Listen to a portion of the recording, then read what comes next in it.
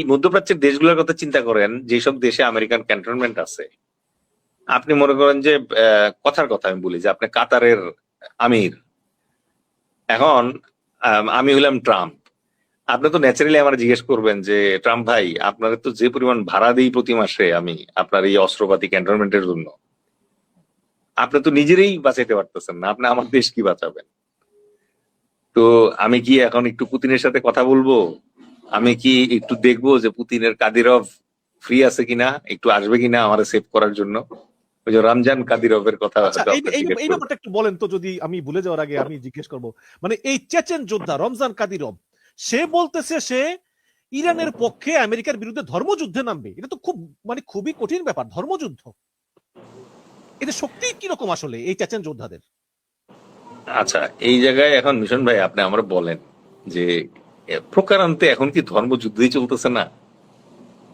Kind of. মানে ইহুদি রাষ্ট্র ইসরায়েল, খ্রিস্টান রাষ্ট্র আমেরিকাকে সাথে নিয়ে ইহুদি এবং খ্রিস্টানের যৌথ বাহিনী মুসলমান ইরানের উপরে যুদ্ধ করতেছে। ইরান তো মুসলমান নাকি? আর তো কোনো ধর্ম নাই তার, শিয়া মুসলমান তারা। তবে পবিত্র কোরআনে আল্লাহ পাক তো বলছেই যে এই এদেরকে বিশ্বাস করো না তোমরা, এদেরকে বিশ্বাস করো না, এরা বারবার তোমাদের সাথে গাদ্দারি করবে এবং তোমাদের ক্ষতি করবে। ঠিক আছে? তো কাদিরভ যেটা ধরছে, রমজান কাদিরভের স্টোরিটা যেটা, সেটা হচ্ছে যে তার বাবা আহমাদ কাদিরভ ছিলেন। উনি আহ চেচনিয়ার গ্র্যান্ড মুফতি ছিলেন, ওরা বলে চিফ মুফতি সম্ভবত। তো চিফ মুফতি থাকা অবস্থায় আহ, মানে সে তখন থেকেই রাশিয়ার পক্ষের লোক ছিলেন। তো পরে এক সময় আতাতেরিয়া তাকে মেরে ফেলার পরে এই রমজান কাদিরভ মানে নেতা হয়। এবং রমজান কাদিরভের সাথে পুতিনের খুব ভালো সম্পর্ক আছে। এবং আম, আহ, আহ, আহ, কাদিরভের সবচেয়ে বড় স্ট্রেংথ যেটা, যে চেচেন যোদ্ধাদের যে বাহিনীটা আছে, এই বাহিনীটা বেশ দুর্ধর্ষ একটা বাহিনী। এবং আপনি ইউক্রেন যুদ্ধে দেখবেন যে তারা কিন্তু অংশগ্রহণ করছে রাশিয়ানদের পক্ষে।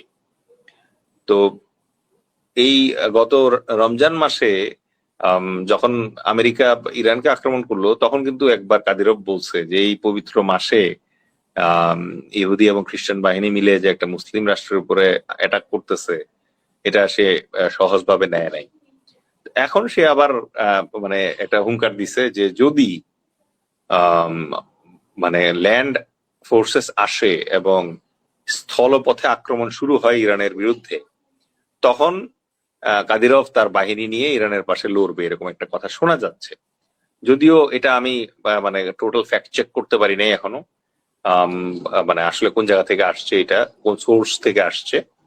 বাট যদি ধরেন আমেরিকা ল্যান্ড ফোর্স নিয়ে খার্গ আইল্যান্ডের মাধ্যমেই হোক আর অন্য কোনো ভাবেই হোক, যদি স্থলপথে ইরানকে আক্রমণ করার চেষ্টা করে, তাহলে তো অ্যাকচুয়ালি এটা মোটামুটি একটা বিশ্বযুদ্ধের দিকেই মোড় নিবে।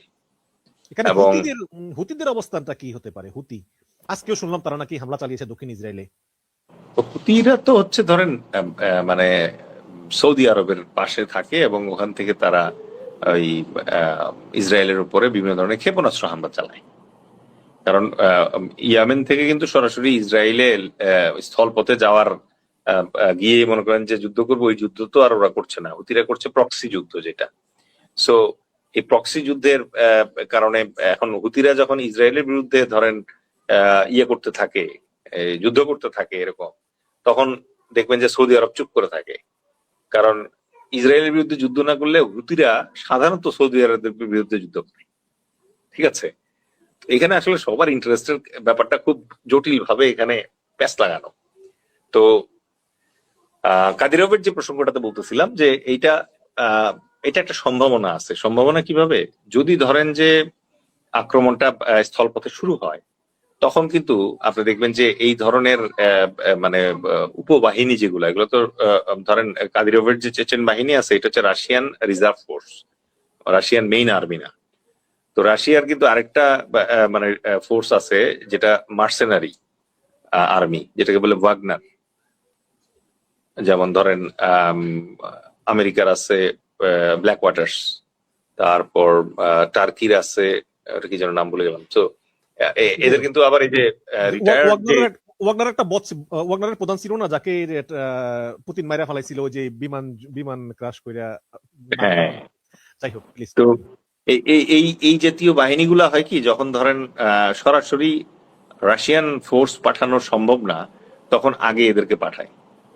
সুতরাং সেই সূত্রে মনে করেন যে যদি এরকম গন্ডগোল লাগে, তাহলে মনে করেন যে হয়তো দেখা গেল যে ফার্স্টে এই টাইপের ফোর্সটা ঢুকবে, ওয়াগনার ঢুকবে, তারপরে ধরেন এই কাদিরভের বাহিনী ঢুকবে। বাট এই মুহূর্তে এইটুক তো মিশন ভাই আপনিও স্বীকার করবেন যে আমেরিকার চেয়ে বরং ইরানের প্রতি কিন্তু পৃথিবীর সহানুভূতি বেশি। কোনো সন্দেহ নাই। সুতরাং যার যতটুকু মানে সুযোগ আছে, কারণ সবার কিন্তু এখানে স্বার্থের খেলা আছে, এটা ধর্ম না, অবশ্যই ধর্ম না, আমি আবারও বলতেছি। এখানে ধরেন রাশিয়ার স্বার্থ আছে, তো সো এই স্বার্থটাকে সমুন্নত রাখার জন্য এবং তার অ্যাসেট এবং তার ইনভেস্টমেন্ট সিকিউর করার জন্য এরকম হইতেই পারে। তারা তো অলরেডি ইরানকে বিভিন্নভাবে টেকনোলজি দিয়ে, তারপরে ধরেন ইন্টেলিজেন্স বা গোয়েন্দা তথ্য দিয়ে হেল্প করতেছে। পাশাপাশি রিসেন্টলি আমি একটা অসমর্থিত সূত্রে গতকাল না গত পরশুদিন একটা শুনলাম যে 48টা Su-35 বিমান রাশিয়া থেকে ইরানে প্রবেশ করছে এবং তাদের দুর্গম একটা এয়ার বেইজে এই বিমানগুলা অবস্থান গ্রহণ করছে।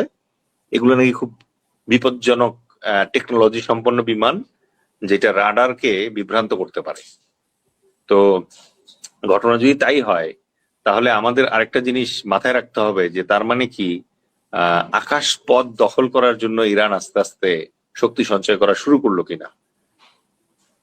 ঠিক আছে, এখানে আপনি আগে বলেছিলেন যে যদি আমেরিকা চায় খার্গ আইল্যান্ড দখল করতে, তারা তা করতে পারবে, এবং আমি একটা প্রশ্ন করেছিলাম, আপনি যুক্তিও দিয়েছেন যে কোন কোন যুক্তিতে আসলে করতে পারে। তো তাহলে তো ফায়ার পাওয়ার মানে ইটস ভেরি সিম্পল। আপনাকে এটা মাথায় রাখতে হবে। যেমন ধরেন দিয়েগো গার্সিয়ার নাম তো শুনছেন। দিয়েগো গার্সিয়া আইল্যান্ডে মনে করেন যে আমেরিকান এবং ব্রিটিশ যত ধরেন তাদের সবচেয়ে বিপজ্জনক যে সকল জাহাজ, সাবমেরিন এবং বিমান, এগুলো সব কয়টার স্যাম্পল ওখানে রাখা আছে দিয়েগো গার্সিয়াতে। এবং দিয়েগো গার্সিয়া হচ্ছে সেই দ্বীপ, যেই দ্বীপটা অ্যাকচুয়ালি মরিশাসের দ্বীপ এটা। ঠিক আছে, এবং মরিশাস মামলা করছিল ব্রিটিশদের এগেনস্টে, মামলা করে বলছিল এই দ্বীপ আমার, আমাকে ফেরত দাও। ব্রিটিশরা মামলায় হারছে, ইন্টারন্যাশনাল মামলায় হারার পরে মরিশাসের কাছ থেকে 99 বছরের জন্য এই দ্বীপ লিজ নিছে এবং প্রতি বছর 101 মিলিয়ন ইউরো এটার ভাড়া দেয়। তার বিনিময়ে মরিশাস এই দ্বীপটা ছেড়ে দিছে। ব্রিটিশরা আবার করছে কি, এটা ভাড়া নিয়ে 50 বছরের জন্য আবার ইউএসএ কে ভাড়া দিছে এই দ্বীপ, এবং তার সাথে বলছে যে 50 বছর যদি ভাড়া ঠিক মতো পায় তাহলে আরো 20 বছর এক্সটেনশন হবে এটা। এবং এই দ্বীপে কোনো ন্যাচারালি কোনো সিভিলিয়ান অ্যালাউড না, এটার উপর দিয়ে কোনো স্যাটেলাইট যাইতে পারে না, কোনো কিছু যাইতে পারে না। তো ওখানে প্লাস হচ্ছে ধরেন ইয়াতে বাহরাইনে আমেরিকার 5ম নৌবহর আছে। সুতরাং ওইখানে আমেরিকার যে পরিমাণ ধরেন ফায়ার পাওয়ার আছে এবং মানে যে পরিমাণ সৈন্য আছে এবং যে পরিমাণ ধরেন ইয়েগুলা এয়ারক্রাফট ক্যারিয়ার জাহাজগুলা তো এখন আমেরিকা ফিরে যায় নাই, তারা তো এখনো এখানে অবস্থান করতেছে। সুতরাং খার্গ দখল করতে গেলে আমেরিকা খার্গ খুব সহজেই দখল করতে পারবে। এটা আমি আবার বলতেছি, ওয়ার্ড গুলো খুব ইম্পর্টেন্ট যুদ্ধের সময়, দখল ক্যাপচার করতে পারবে।